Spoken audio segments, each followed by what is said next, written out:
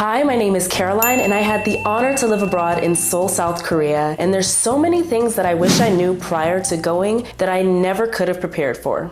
So I made a list of the top 3 things that you must know before going to Korea. So keep watching. But before we dive right in, don't forget to subscribe if you have not. I make traveling and lifestyle videos where I show interested people like you how to travel more affordably and frequently in their 20s. Because I'm a firm believer that you don't have to have it all together before you start seeing the world, if you know the right way to go about it. And that is something that you can learn right here on this channel. Now, I assume you're here because you have plans or you're interested in traveling to Korea at some point. Lucky enough for you, I have compiled this list of the top 3 things that I wish I knew before going to Korea. Now, just a heads up, although this list was curated for foreigners, which means you do not live or you were not born in Korea, this really can be applied to anyone looking to visit Korea. Number 1, the TMoney Card. Now, I don't know if anybody has told you yet, but if you are going to Korea, you are going to need a TMoney Card. Caroline, what's a TMoney Card? A TMoney Card is a rechargeable smart card used for paying transportation fees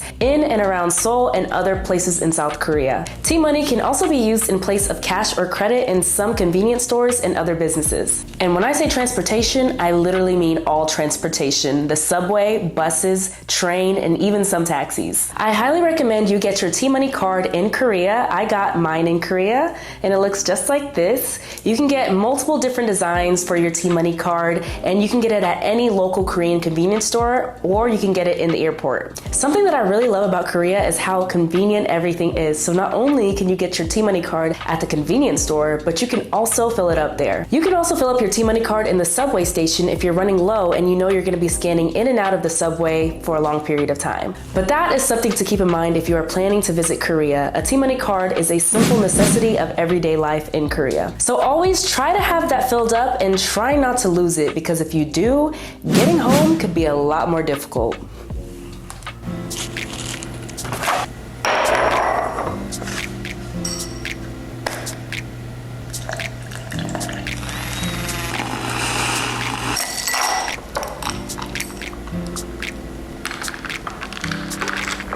Speaking of getting home, subway curfew. Now don't freak out, there's no curfew in Korea. However, there is a time where the subway station closes, and I learned this the hard way. Now, if you're visiting Korea, one of the highlights is the nightlife. That can mean clubbing, karaoke, or just late night exploring with your friends and eating out. Whatever that looks like for you, if your main mode of transportation is that TMoney Card and hopping on that subway, make sure your night is over by 11:30 p.m. Because if you are trying to keep the night going, just know that the subway stops by midnight. And the 11:30 train is the last train, and yes, it's as hectic as it sounds. Just imagine a large tsunami amount of people trying to storm into a shoebox.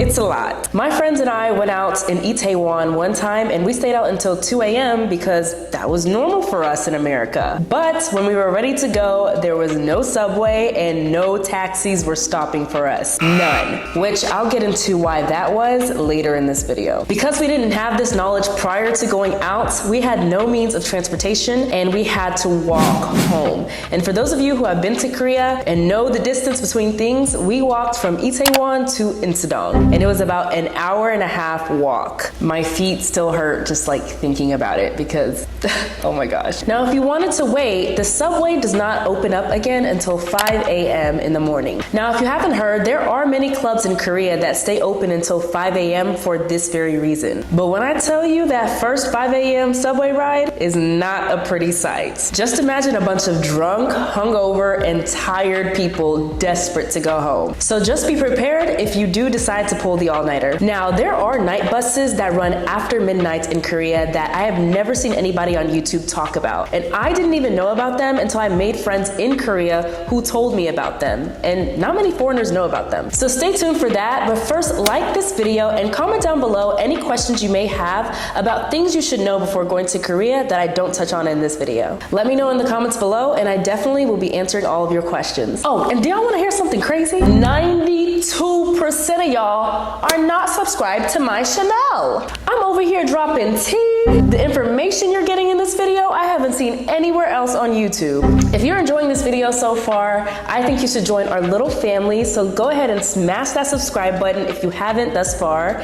It's free $99, and it helps me keep making these awesome videos just for you guys. Transportation and taxis. Something that I wish I knew before coming to Korea is that there are buses that run after midnight that only pick up and drop off at certain points. Many Korean locals know about these buses, but foreigners usually do not. How they work is that they don't take you to your specific location like the subway does. They're always running the same routes and stop at the same stations. So the benefit of riding on a night bus is usually if you know what stop on their route is a walkable distance to your home. To find out where these buses are and where you can stop on your route, you can use navigation apps like Naver Maps. I swore by Naver Maps whenever I was in Korea, and they saved my life. The app is in Korean, but you can use Google Translate, and that literally helped me a ton. And also you can type in your destination in English and it will transfer it to Korean. I will leave a link down below for you to get that app for yourself. Something else that you should know when it comes to transportation in Korea is that taxis will not always stop for foreigners, and that is simply the truth. Sometimes it could be the language barrier, they can tell you're a foreigner and they just don't even want to bother stopping and trying to communicate, or sometimes it can be discrimination. My friend literally had a taxi slow down as she was hailing it down, roll his window down, look at her in the eye, and drive off.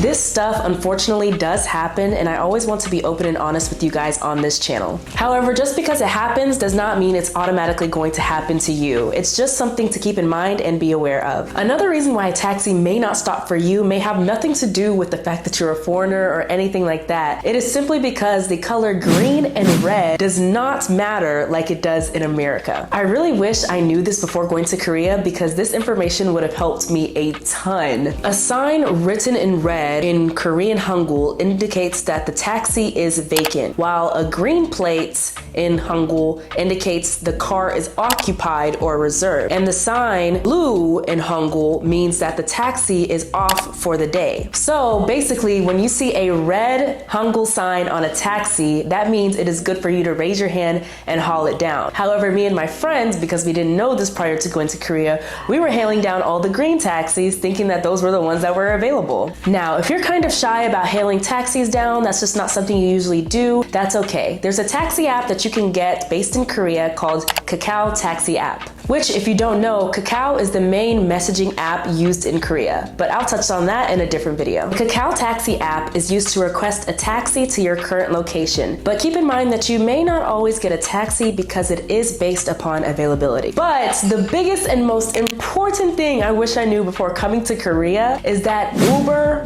works. I am an avid Uber user. I live in the city, it's just what I'm used to, and I never saw any videos on TikTok or YouTube of people talking about Uber in Korea, but it is there. If you use your regular Uber app the same way you do in America, in Korea, it will automatically convert from dollar to won, or from wherever you're located to won, and it is so much cheaper. I called an Uber at 2 a.m. in 𝚁𝚾 on a different night, and he pulled up directly in front of the club. Granted, he was still a taxi driver just using the Uber app, but it works. So please keep that in mind, because I wish I saved myself the stress and the crazy amounts of walking my first few weeks in Korea had I just known that information. Now, if you watch this video and you want to know more about what it's like to be a foreigner in Korea, then you will really enjoy this video right here, where I got into the nitty-gritty on what it was like to be a Black woman and foreigner living in Korea. I hope you guys enjoyed this video. Don't forget to subscribe for more, and I'll see you guys in the next one.